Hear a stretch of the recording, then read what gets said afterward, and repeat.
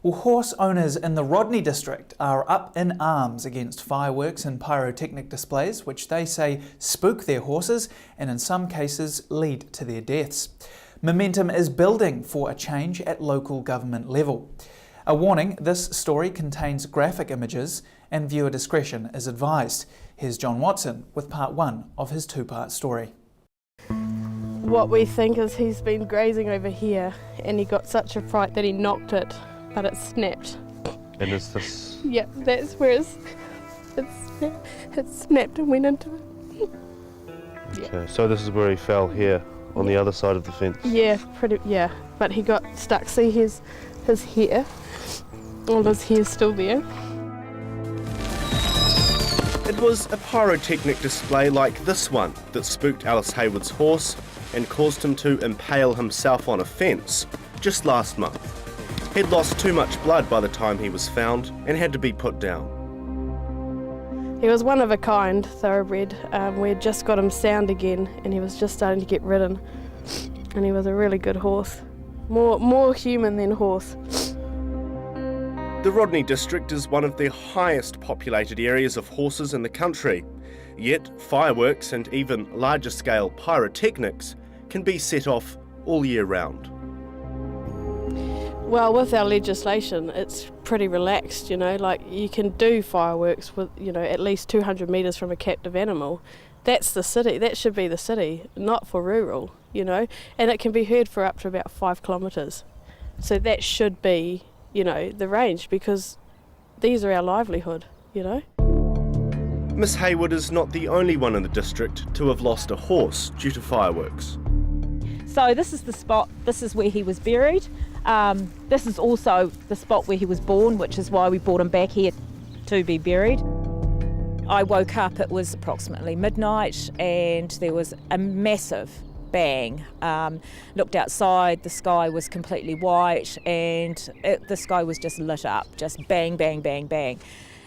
Two young horses were in this paddock, and I could see them galloping around like absolutely going crazy. Sebastian fell to the ground, and we didn't really realise he got himself up and he took off around the paddock again, and we didn't really realise that what had really happened until the next day, and we found him and he'd had a broken neck. Shortly after the fireworks display that killed Miss Hayward's horse, Boom Boom Fireworks announced it was planning another pyrotechnic day in the area.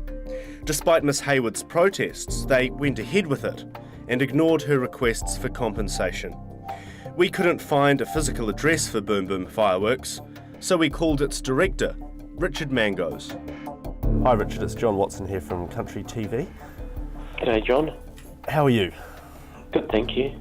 That's good. I was just wanting to tee up an interview with you about Boom Boom Fireworks and their displays in rural areas. Oh yeah, I don't give out interviews. Okay. Well, we were just wanting to know why you went ahead with the pyrotechnics training at Jason Peters' property on Sunday after you were asked not to by locals and after the death of Alice Hayward's horse. You'd have to put any questions you want to me in writing. Okay. And then I could look at responding. Sure. What's your email address? We received a response from Mr. Mangos shortly after. He didn't answer our questions, but he did say he decided to cease firework activities in the area forthwith.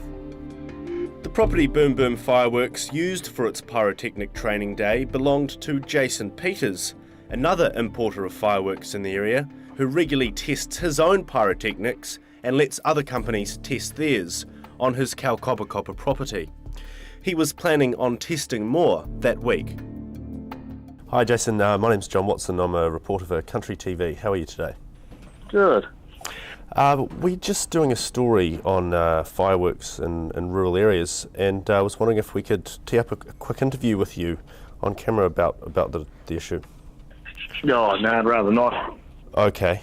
Well, do you mind if I just ask you a few questions over the telephone? We've been talking to Alice Hayward, whose horse died as a result of fireworks last month, and she says that locals have asked you not to have the display this weekend, and because of its effect on horses in the area, and we were just wondering if you were planning on going ahead with it.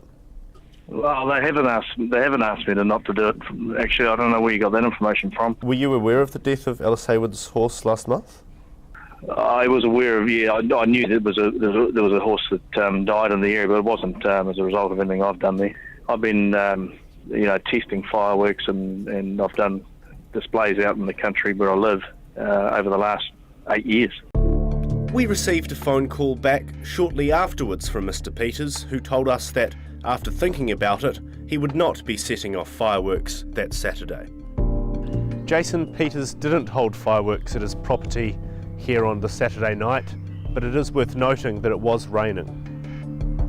And locals we talked to said any suggestion that no one had raised the issue with him is simply not true. I spoke to him, and Sandy, another neighbour of ours just 2 blocks up, has spoken to him. The last occasion was 4 o'clock in the morning when we were awake every hour. These they're not fireworks, they're explosives going off in the sky, lighting the sky up. So, and we were kept awake, and it wasn't until my neighbour went down and asked him very politely to stop doing it that he stopped doing it. Hi Jason, it's John Watson here from Country TV. We're just in the area today and would like to have a chat to you, either on the phone or potentially on camera if you're comfortable with that, just in relation to some claims that people have talked to you about not doing your fireworks in the region. Mr. Peters returned our phone call while we were talking to Mr. Gibson. I haven't spoken to any of them that have said that to me at all. Tony Gibson? You there? Yeah, Tony Gibson, he says he's talked to you before and asked you not to set off fireworks? No, he might have talked to someone else, but I know Tony. He's a guy I spoke to last week, and he's never asked me directly to not let fireworks off. Certainly Jason has changed his tune quite a bit. If his memory doesn't serve him very well, the first time he let the fireworks off at the corner property, before the house was built, 3 of us neighbours went down there, outraged, and said, "What's going on?" And I think that was Pyrotechnics was the company then. In the past, we don't do New Year's Eve anymore because we know generally there's going to be fireworks down at that property. We haven't done that for 3 years because we need to be around for our horses. And yes, people with horses, they do have a problem with fireworks and always have done. Mr. Peters told us his property is quite suitable for testing pyrotechnics and can't think of anywhere better. But that doesn't wear with the locals. There is. There has to be. You know, you've got the Muriwai bombing range. You've probably got right out the peak of Gulf Harbour. Put them on a barge out at sea where we can't really hear them. I'm sure there are. I mean, less populated areas where animals are present. And I know he said, it'd be inconvenient for him to have to travel too far. Well, it's actually inconvenient for us every time they go off to go out in the pitch black and check our livestock. Go do it at somewhere where it's not populated. I mean, even on the back, if you're going to do it in a rural area, go way to the back of some remote farm in a remote area, not in an area which is densely populated with like 10-acre blocks and boutique stud farms and, lifestylers.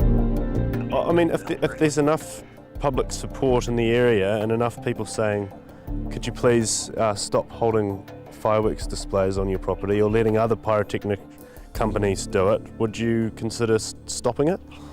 Oh, yeah, definitely. If it's causing people issues, then yeah, I'll definitely consider stopping it. I mean, as I say, I hardly ever hold them. Words locals will no doubt be happy to hear, but it's unlikely that will be the end of the matter. Momentum is building. A Facebook page created by Miss Hayward seeking to ban fireworks in rural areas has grown to over 430 members, and they've got local government in their sights.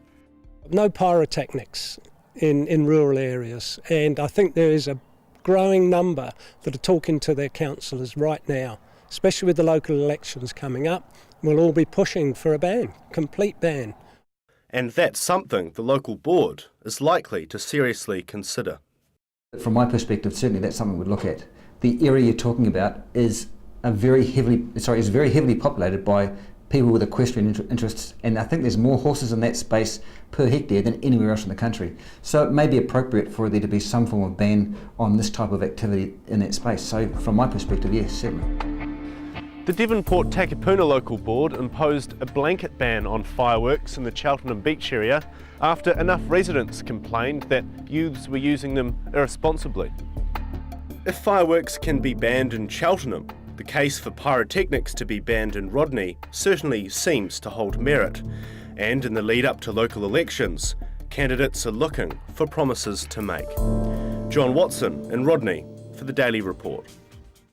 Well, since filming that story, there have been reports of Jason Peters setting off more fireworks without consulting or notifying neighbours, and we have unconfirmed reports that another horse injured itself during a separate display.